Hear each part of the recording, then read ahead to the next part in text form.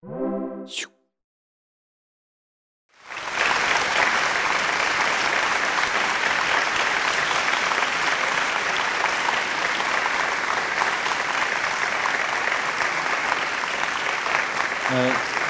was facing collapse, economic collapse, financial collapse in 2007, 2008, the Icelandic society did something very unexpected. It basically threw the table and said, no, this has to change. We must change the system that brought us to that situation. And to this day, it is probably the only country in the world that has done that. That has not only suffered, but that has decided it would change its system. And there's been a lot of articles and talks about the constitutional process that's been put in place from that year, with a lot of internet, a lot of participation, and we'd really like to know what really happened, how it happened, what it produced, where we are now. And for that, we have the best person in the world. We have Gudrun Pettersdottir. She was in charge of the Constitutional Committee that organized this whole and supervised this whole process. So let us hear her. Thank you. Thank you. Thank you. Now let me see. I have no idea. This. Thank you. Thank you very much. Hello, everyone. Thank you for inviting me to Marseille. It's a pleasure to be here. And I'm very impressed with the talks that I've been listening to. This is an unusual forum for me. So I'll go home, hopefully with some optimistic thoughts, but basically a bit concerned, I'm afraid. Anyway, I want to talk to you about the process of making a constitution for the people, by the people.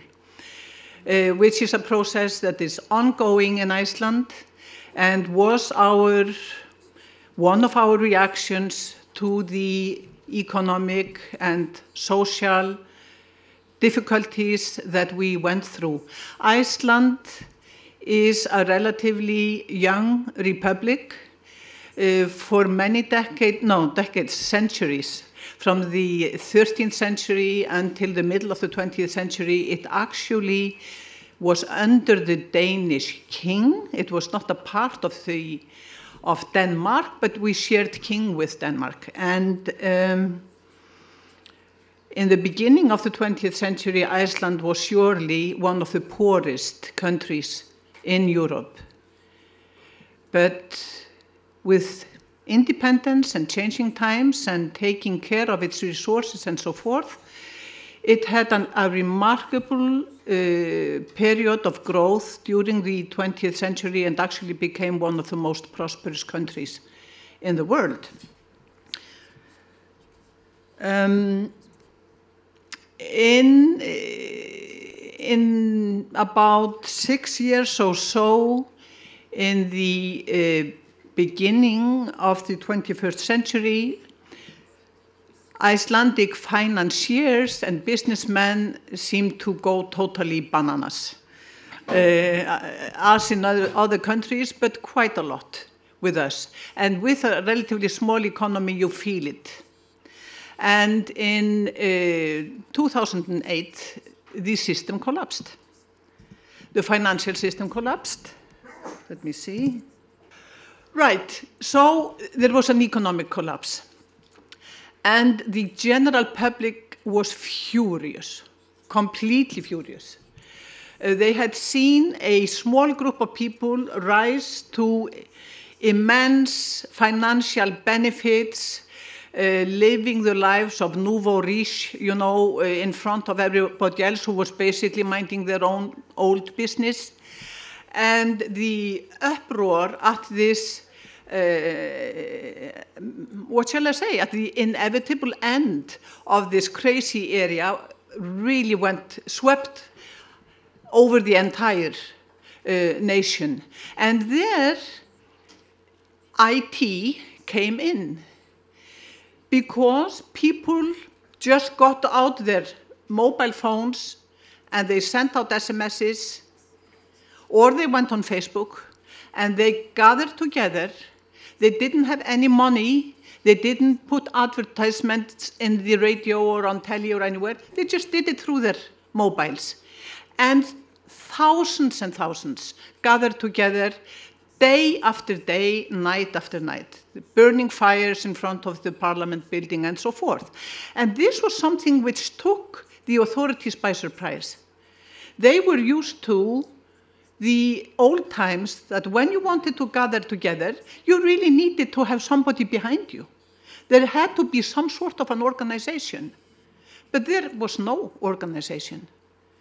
There was the technology that made it possible for people actually to get together in meetings like this one. Now let me just go back a little bit about the constitution in Iceland. While we shared the king with the Danish people, the king was the king of Denmark and Iceland. And in 1874, the king came and presented Iceland with a ready-made constitution. Really just a copy, basically, of the Danish one. And I thought it was rather cute. My grandson went downtown with his grandfather the other day, and they were looking at the statues in Reykjavik. And when they came home, Granddad asked the little boy, "Which one did you like the best?" And the little boy said, "I liked the guy with the remote control." That's the one with the remote control. So from 1874 to 1944, we had this Danish constitution. But Iceland, there's a long story behind it, I won't go into it, but in 1944, Iceland actually declared independence. You will note this is during the war. And a new constitution was adopted, very minor changes. Basically, the king was taken out and the president was put in, and a few other things. But people were so happy to have their own constitution. That was not the Danish and Icelandic, it was the Icelandic constitution. 98% voted for it. So it had huge public support, but it was a general understanding that a major revision was required and would be performed in the coming months or even only coming years. Now, the usual thing happens, it goes to the parliament, and from 1944 to 2010, they were trying to reform it. But the thing is that a constitution is very close to the parliament.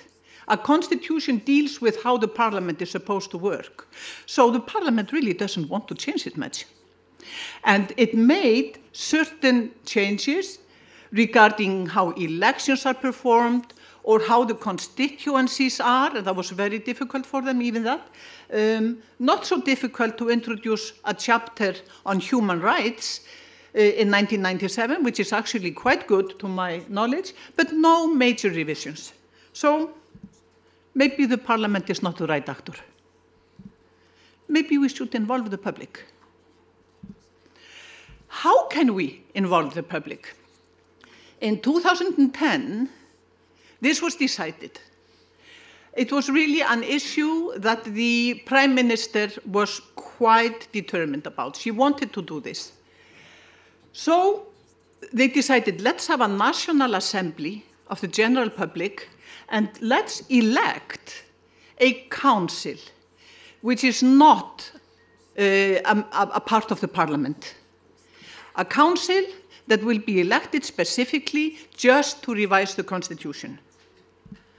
And so the National Assembly was 1,000, which is 0.3% of the nation, this is a small nation, 1,000 members of the general public are random sampled, convened for 8 hours in a large hall, and all these balloons are simply labeling the tables so that they could find their table easily. What we had to look for was an equal representation of age, gender, and location, so that not everybody would come safe from the capital area. There had to be, it had to reflect the real proportions. And this lady, this sweet lady over there is 92. She loved it. And this was extremely thoroughly planned. We took half a year to plan this and had very clever young people with us who helped us lay out how can we actually ask a group of 1,000 people what they think a constitution should be like. How can we get any sense out of a gathering like that? And it was very well organized. What was new to me was actually the thought that hands off. Leave the people to tell you what they think. Don't tell them what they should think. Ask them what are the main issues in your mind, and then put your hands behind your back and leave it to them and trust them. And at these tables of 10 people with a guide to guide them through the process but not to interfere, people actually managed to deal with the main issues, what they thought was important, and to listen to one another and place these issues in order of preference. It was an amazing day, totally amazing. How did IT come into this? Well, on this particular day, it did through the collection of the information and analysis which was done on the spot. We had teams of people, actually all young people too, who typed in all this information, and it was analyzed immediately. And with that, instead of taking months to work out what this National Assembly had actually, what the message was, we could present it at 4 o'clock the next day. Little sleep in between, but there the results were. Handed over to the media and anybody who wanted them, and of course put on the internet. And, you know, anybody could get the entire thing, the whole process, the entire material down to the minutest detail on a USB key if they wanted it, or they could download it from the web. Then we wrote a report and presented it to the Constitutional Council. Now, what was that? That was this council that was specifically elected to write a bill for a new constitution. And we thought that, wow, you know, 25 people, maybe 70 will want to be on this, or maybe 100. We thought that was a bit problematic. Well, 523 people wanted to be on the council. And actually, there you have the information or the PR material from a few of them. And then you have the lines of people waiting to vote. But we managed, out of these 523, 25 were elected. And the Constitutional Council convened from April 6th until July 29th, 2010. So you see, a little less than 4 months they got. The process was open to the public. The council meetings were open and they were televised, so people could follow what was going on. The draft proposals of the constitutions were on the web. People could watch them and send in comments. And 3,600 public comments were received, 370 formal suggestions about paragraphs, well formed, and all of this information was taken into consideration and discussed by the council. Maybe they didn't put it into their draft in the end, but they discussed what the public had suggested.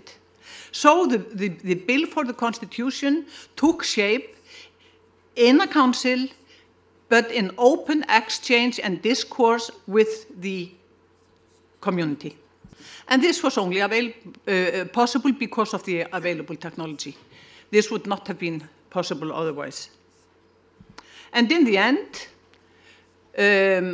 close to 4 months after they began their work, the council handed over a bill for a new constitution to the Speaker of the Parliament on July 29th, 2011.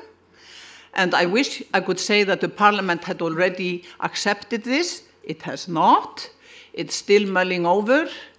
It's very concerned because formally, according to our present constitution, we have to change it in a certain manner. That involves the parliament. And so the parliament has to approve of this, and they have a hard time doing so. So the question still is, will the parliament manage to finish this task? I do hope so. I think that Iceland has here taken on a task in an interesting and honest fashion. We, all of us who came near this process, did our very, very best. And I do hope that this will result in a new constitution for the people, by the people in Iceland. Thank you.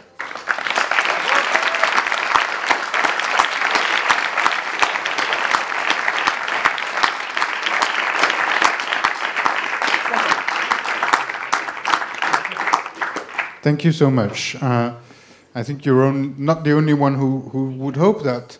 And actually, I had a number of questions, but hearing the reaction, the question would be, do you think that this could happen in other places, maybe somewhat larger than Iceland, and maybe how could it happen? What lessons could we take from what happened in Iceland? I think you should speak close to the mic, or take a hand mic as you like. Right. Yeah, I think it can be done. I think that with this process can be adopted by other countries. It takes good planning, and it takes trust. You have to trust people. And I think that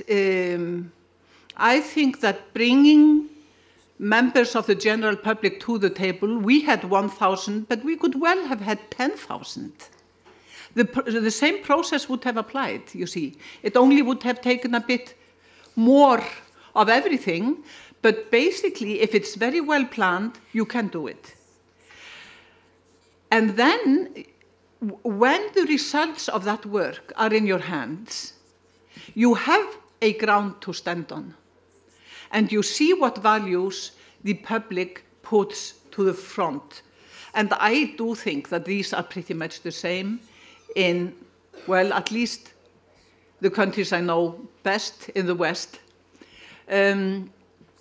Equality, honesty, openness, transparency, these things. But it's good to have them there on paper so that you can say, we have to build our constitution on these values. I do think also that you can have a similar process electing a special council to write a constitution or to reform an existing constitution, absolutely. And I really do think, with this experience, that it should not be the parliamentarians. They have too much interests at stake. Why should they have this power all the time? They're elected every 4 years or whatever, 6 years, and they always get some PR companies to make them look wonderful the weeks before the election, and between that, they never listen to people. No, that only happens in Iceland. So my answer to your question is, can this happen in other countries? Yes. Okay. And so where do you go from now? Because when I was doing the research on the Constitution, I did see some videos with members of parliament who were actually saying that it should not be taken into account, that this process was not the right process at all. So are you confident that something will happen in the end?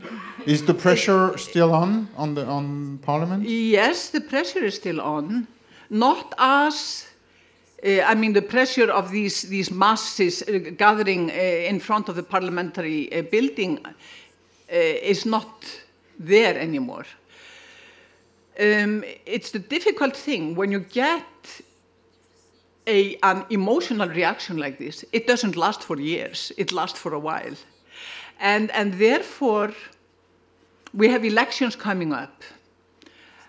It's hard to tell. I am concerned. And what is particularly unquieting there is that the opposition is in its old-fashioned rut, which is, let's be against everything that the government proposes, no matter what.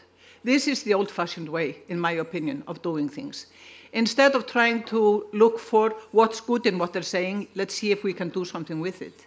Let's try to pull the wagon out of the mud and do it together. I don't know. I'm pretty concerned, I must say. But for what it's worth, the process has been wonderful. And now, having seen how it happened, are there a number of things that you would do differently, or would you really do it as you did it?